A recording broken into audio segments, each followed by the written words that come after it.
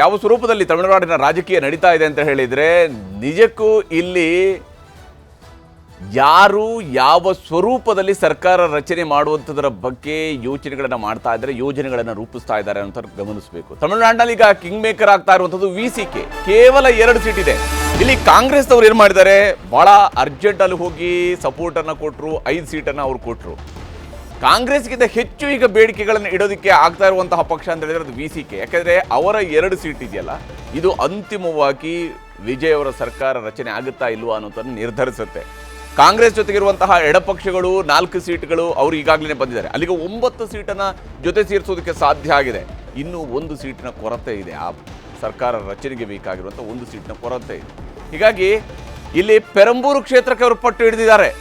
ನೋಡಿ, ಯಾವ ಕ್ಷೇತ್ರದಲ್ಲಿ ವಿಜಯ್ ಗೆದ್ದಿದ್ದಾರೋ ಆ ಕ್ಷೇತ್ರವನ್ನು ನಮ್ಗೆ ಬಿಟ್ಕೊಡಿ, ವಿಸಿಕೆಗೆ ಉಪಮುಖ್ಯಮಂತ್ರಿ ಸ್ಥಾನವನ್ನು ಕೊಡಿ, ಸರ್ಕಾರದಲ್ಲಿ ಪ್ರಬಲ ಖಾತೆಗಳನ್ನು ಕೊಡಿ. ಇರೋದು ಅವರು 2 ಶಾಸಕರು, ಪ್ರಬಲ ಖಾತೆಗಳು ಬೇಕು. ಅದನ್ನು 3ನೇ ಶಾಸಕರ ಆಯ್ಕೆ ಬೇಕಾಗಿ ಪೆರಂಬೂರು ಕ್ಷೇತ್ರಕ್ಕೂ ಕೂಡ ಅವರು ಪಟ್ಟು ಹಿಡಿದ್ದಾರೆ. ಬಹುಶಃ ವಿಜಯ್ ಈ ರೀತಿಯಾಗಿ ಸರ್ಕಾರ ರಚನೆ ಮಾಡೋದಕ್ಕಿಂತ ರಚನೆ ಮಾಡದೇ ಇದ್ದರೆ ಬಹುಶಃ ವಿಜಯ್ಗೂ ಕೂಡ ಅನುಕೂಲ ಆಗುತ್ತೇನೋ. ಆದರೆ ವಿಜಯ್ ಇಂತಹ ಬೇಡಿಕೆಗಳಿಗೆ ಯಾವ ಸ್ವರೂಪದಲ್ಲಿ ತಲೆಬಾಗ್ತಾರೆ ಅಂತ ನೋಡಬೇಕು. ಪೆರಂಬೂರು ಕ್ಷೇತ್ರವನ್ನು ಬಿಟ್ಕೊಡ್ಬೇಕು ಅಂತೇಳಿ ವಿಸಿಕೆ ಒತ್ತಡವನ್ನು ಹೇರ್ತಾ ಇದೆ. ಇದು ಬಿಡುಗಡೆಯ ಚಿರತೆಗಳ ಪಕ್ಷ ನಿಜಕ್ಕೂ ಕೂಡ ಯಾವ ರೀತಿಯಾಗಿ ಇಲ್ಲಿ TVKಯನ್ನ ಕಾಡ್ತಾ ಇದೆ ಅಂತ ಹೇಳಿದ್ರೆ, ಯಾವುದೇ ಕಾರಣಕ್ಕಾಗಿಯೂ ಕೂಡ ಸರ್ಕಾರ ರಚನೆ ಆಗಬೇಕಂದ್ರೆ ನಾವು ಬೇಕೇ ಬೇಕು ಅನ್ನೋದು ಅವ್ರಿಗೆ ಗೊತ್ತಿದೆ. ಸರ್ಕಾರ ರಚನೆಗೆ ಸಂಬಂಧಪಟ್ಟಂತೆ ಅಣ್ಣಾ DMK ಮತ್ತು DMK ನಡುವೆ ಒಂದು ಕಸರತ್ತು ನಡೀತಾ ಇದೆ. ಸರ್ಕಾರ ರಚನೆಗೆ DMK ಮತ್ತು ಅಣ್ಣಾ DMK ನಡುವೆ ಒಂದು ಕಸರತ್ತು ನಡೀತಾ ಇದೆ. ಅಣ್ಣಾ DMKಗೆ DMK ಬಾಹ್ಯ ಬೆಂಬಲದ ಮಾತನಾಡ್ತಾ ಇದೆ. ಅಣ್ಣಾ DMKಗೆ ವಿಸಿಕೆ ಮೂಲಕ DMK ಭಾರಿ ತಂತ್ರಗಾರಿಕೆಯನ್ನು ರೂಪಿಸ್ತಾ ಇದೆ. ಯಾಕೆಂದರೆ ಆ ಕಡೆ ನೋಡಿದ್ರು ಈ ಕಡೆ ನೋಡಿದ್ರು ವಿಸಿಕೆ ಎಲ್ಲೇ ಆದರೂ ಕೂಡ ಬೇಕೇ ಬೇಕಿದೆ. ಯಾವುದೇ ರೀತಿಯಂಥ ಸರ್ಕಾರ ರಚನೆ ಮಾಡಬೇಕಿದ್ರು ವಿಸಿಕೆ ಬಹಳ ಮುಖ್ಯ ಆಗಿದೆ. ವಿಸಿಕೆ ಅಧ್ಯಕ್ಷ ಈಗಾಗಲೇ CM ಸ್ಥಾನಕ್ಕೆ ಬೇಕಾಗಿಯೂ ಕೂಡ ಬೇಡಿಕೆ ನೀಡಬಹುದು.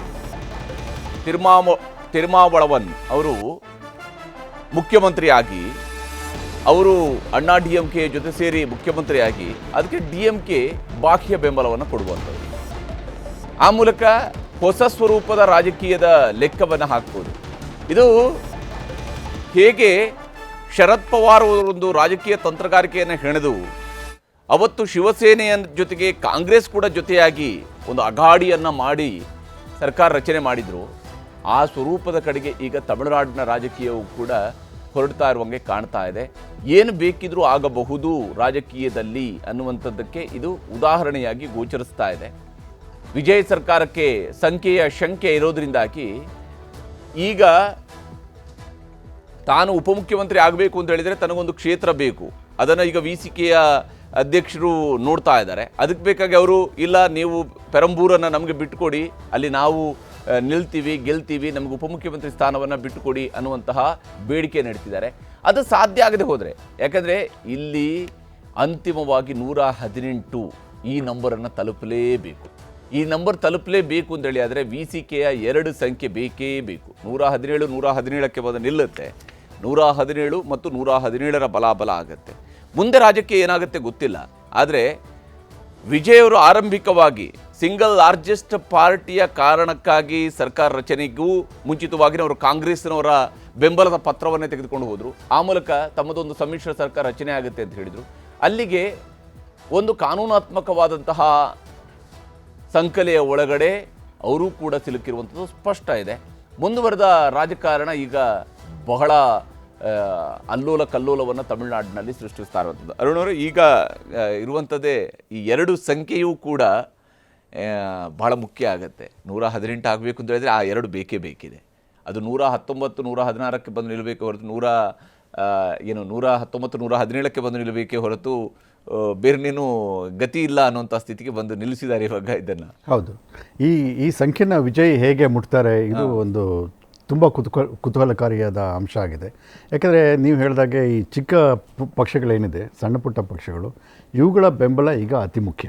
ಅವರನ್ನು ಹೇಗೆ ಇವರು ಓಲೈಸ್ತಾರೆ, ಅವರ ಡಿಮಾಂಡ್ಗಳು ನೋಡಿದರೆ ತುಂಬ ಆಶ್ಚರ್ಯ ಆಯಿತು. ಬಹುಶಃ ಇದುವರೆಗೆ ಭಾರತದಲ್ಲಿ ಯಾರೂ ಈ ಥರ ಒಂದು ಕ್ಷೇತ್ರವನ್ನೇ ನಮಗೆ ಬೇಕು, ಅಂತ ಯಾವುದೇ ಪಕ್ಷ ಕೂಡ ಹೇಳಿರಲಿಲ್ಲ ಅನ್ಸುತ್ತೆ. ಹೌದು ಬೇರೆ ಪಕ್ಷನ ಕೇಳೋದು, ಇದು this is something unheard of. ಹೌದು. ಸೊ ಅದನ್ನು ಈಗ ಕೇಳ್ತಾ ಇದೆ. ಇದು ಒಂದು ರೀತಿಯ ಹೊಸ ಅಧ್ಯಾಯವನ್ನು ಸೃಷ್ಟಿ ಮಾಡ್ತಾ ಇದೆ ಈ VCK ಅನ್ನೋ ಪಾರ್ಟಿ. ಹಾಗಾಗಿ ಭಾಳ ಒಂದು ರೀತಿ ಮನೋರಂಜನೆ ತುಂಬ ಆಗ್ತಾ ಇದೆ ಚೆನ್ನೈನಲ್ಲಿ ಅಂತ ನನಗನ್ಸುತ್ತೆ. ಈ ರಾಜಕೀಯ ಅನ್ನೋದು ಯಾವ್ಯಾವ ಟರ್ನ್ ಟ್ವಿಸ್ಟ್ ತಗೊಳ್ತಾ ಇದೆ. ನಾನು ಆಗಲೇ ಹೇಳಿದಾಗ ಇದು ನನಗೆ ಕೆಲವು ಕಡೆ ತುಂಬ ಖೇದಕರವಾದ ಸಂಗತಿ. ಇದು this should not have happen. ಈ ಥರ ಒಂದು ಡಿಮಾಂಡ್ಗಳು, ಈ ರೀತಿಯ ಒಂದು ನಮ್ಮ ಇಂಟೆಗ್ರಿಟಿ ಅನ್ನೋದು ನಮಗೆ ಇಲ್ವೇ ಇಲ್ವಾ, ಈ ಥರ ಕಳ್ಕೊಳ್ತಾ ಇದ್ದೀವ ಅಂತ. ಜನರ ತೀರ್ಪು ಅನ್ನೋದ್ರ ಬಗ್ಗೆ ಯಾವುದೇ ಗೌರವ ಇಲ್ಲ. ಯಾವುದೇ ಗೌರವ ಇಲ್ಲ. ಜನ ಈಗ 108 ಸೀಟ್ ಗೆಲ್ಲಿಸಿರುವಂತ ಒಂದು ಪಕ್ಷಕ್ಕೆ ಅಂದ್ರೆ ಜನ ಅದರ ಪರವಾಗಿ ಇದ್ದಾರೆ ಅನ್ನುವಂಥದ್ದು ಹೌದು. Very clear. ಅದರಲ್ಲಿ ಯಾವುದೇ ಅನುಮಾನಗಳಿಲ್ಲ. 34-35% ಜನ ಅದರ ಪರವಾಗಿ ಇದ್ದಾರೆ ಅಂತ ಹೇಳಿದಾಗ ವೆರಿ ಕ್ಲಿಯರ್ ಇದೆ. ಅಲ್ಲಿ TVKಯ ಪರವಾಗಿ ಅಲ್ಲಿ ಜನ ಇದ್ದಾರೆ ಅಂತೇಳಿ. ಆದರೆ ಇಲ್ಲ ನಮಗೆ ನಮ್ಮ 2ರಿಂದಾಗಿ ಮಾತ್ರ ನೀವು ಸರ್ಕಾರ ರಚನೆ ಮಾಡೋದಕ್ಕೆ ಆಗೋದು. ಈಗ ಎಷ್ಟಾಗುತ್ತೋ ಅಷ್ಟೆಲ್ಲ ಬಗೆದ್ಬಿಟ್ಟು ತಗೊಳ್ಳೋಣ ಅನ್ನೋ ಒಂದು ಮೈಂಡ್ಸೆಟ್ ಅಂತ ಕಾಣಿಸ್ತಾ ಇದೆ ನನಗಿಲ್ಲಿ. This is very unfortunate. ಆದರೆ ಈಗ ವಿಜಯ್ ಅವರು ಕೂಡ ಡಿಸೈಡ್ ಮಾಡಬೇಕಾಗುತ್ತೆ, ನಾನು ಗೌರ್ಮೆಂಟ್ ಫಾರ್ಮ್ ಮಾಡಲೇಬೇಕಾ ಅಥವಾ ಇಲ್ವಾ. ಅವರು ಕೂಡ ನೀವು ಹೇಳಿದಾಗೆ ಭಾಳ ಒಂದು ಅರ್ಜೆಂಟ್ ಆಗಿ ಐ ಥಿಂಕ್ ಅವರು ಇಟ್ ಶೋಸ್ ಒಂದು ರೀತಿಯಲ್ಲಿ ಇಟ್ ಶೋಸ್ ಇನ್ಎಕ್ಸ್ಪೀರಿಯನ್ಸ್, ಇಮ್ಮೆಚ್ಯೂರಿಟಿ. ಆಮೇಲೆ ಅವರಿಗೆ ಅಡ್ವೈಸರ್ಸ್ ಸರಿ ಇಲ್ವಾ ಅಂತ ನನಗೆ ಈಗ ಆಶ್ಚರ್ಯ ಆಗ್ತಿದೆ. ಯಾಕಂದರೆ ನೀವು ಗವರ್ನರ್ ಒಬ್ಬರನ್ನ ಮೀಟ್ ಮಾಡಬೇಕಾದ್ರೆ, ನೀವು ಸರ್ಕಾರನ ರಚನೆ ಮಾಡ್ತೀವಿ ಅನ್ನೋ ಒಂದು ಹಕ್ಕನ್ನು ಮಂಡಿಸಬೇಕಾದ್ರೆ ಇದು ಎಂಥ ಒಂದು important step. Biggest move of his life. ಇಲ್ಲಿ ಅವ್ರ ರಾಜಕೀಯ ಅನನುಭವ ಅನ್ನೋದಕ್ಕಿಂತ ಹೆಚ್ಚಾಗಿ ವಿರೋಧಿಗಳ ಬಗ್ಗೆ ಇರುವಂತಹ ಒಂದು ಲೆಕ್ಕಾಚಾರದಲ್ಲಿರುವಂತಹ ಏನು ಕರೆಕ್ಟಾಗಿ ಲೆಕ್ಕಾಚಾರ ಹಾಕಿಲ್ಲ ಅಂತ. ಯಾಕಂದರೆ DMK ಮತ್ತು ಅಣ್ಣಾ DMK ಯಾವತ್ತೂ ಒಂದಾಗೋದಿಲ್ಲ. ಸೊ ಅದೆರಡು ಪಾಸಿಬಿಲಿಟಿ ಇಲ್ಲದಿದ್ದಾಗ ಏನಿದ್ರು ನಾವು ಮಾತ್ರನೇ ಸರ್ಕಾರ ರಚಿಸೋದಕ್ಕೆ ಆಗುವಂಥದ್ದು. ಸೊ ಇಲ್ಲಿಗ ಕನ್ಫ್ಯೂಷನ್ಸ್ ಏನಿಲ್ಲ, ಅಂದರೆ ಒಂದು ರೀತಿಯ ಮೈಮರಿವು ಇಲ್ಲಿ ಕಾರಣ ಆಗಿದೆ ಅಂತ. ಬಹುಶಃ ಕಾಂಗ್ರೆಸ್ ಬೆಂಬಲ ಕೊಟ್ಟಾಗ, ಕಾಂಗ್ರೆಸ್ ಆದರೂ ಈಗ TVKಗೆ ಅನುಭವ ಇರಲಿಲ್ಲ, ನಿಜ. ಕಾಂಗ್ರೆಸ್ಗೆ ಅನುಭವ ಇತ್ತು. ಅವರು ಈ ದೇಶ ಆಳಿದ್ದಾರೆ, ರಾಜ್ಯಗಳನ್ನು ಆಳಿದ್ದಾರೆ.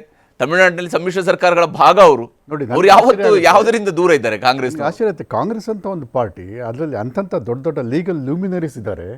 ಅವ್ರದ್ದೆಲ್ಲ ಒಂದು ಅಡ್ವೈಸ್ ತಗೊಳ್ದೇನೆ ಇವರು ಈ ಥರ ಮಾಡಿದ್ರ ಅಂತ ಕೆಲವು ಸರ್ತಿ ಅನಿಸುತ್ತೆ. ಕಾಂಗ್ರೆಸ್ ಕೂಡ ಅವ್ರದ್ದು ನಡೆ ಕೂಡ ನನಗೆ ಭಾಳ ಆಶ್ಚರ್ಯ. ಒಂದು ಕೊಯ್ಲಿಷನ್, ನೀವು ಅಲಯನ್ಸ್ನಲ್ಲಿ ಇರಬೇಕಾದ್ರೆ ಯು ಹ್ಯಾವ್ ಟು, ಅದೊಂದು ಕೊಯ್ಲಿಷನ್ ಧರ್ಮ ಅಂತ ಒಂದಿದೆ.